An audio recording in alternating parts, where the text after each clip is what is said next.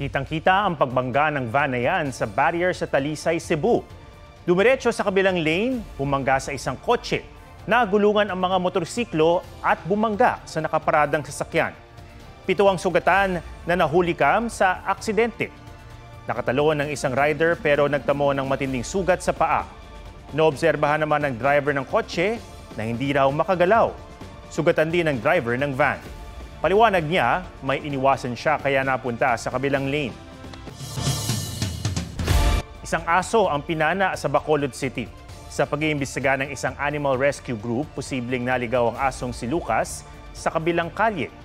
Binaril umano ito ng isang menor de edad gamit ang Indian target. Tingin din nila, katuwa ng nangyari dahil marami pang ibang aso na may tama. Inoperahan na si Lucas para matanggal ang pana. Nakipag-ugnayan na sa pulisya at barangay ang Animal Rescue Group at ang amo ni Lucas para papanagutin ng menor de edad at magulang nito. Huwag magpahuli sa mga balitang dapat niyong malaman. Mag-subscribe na sa GMA Integrated News sa YouTube.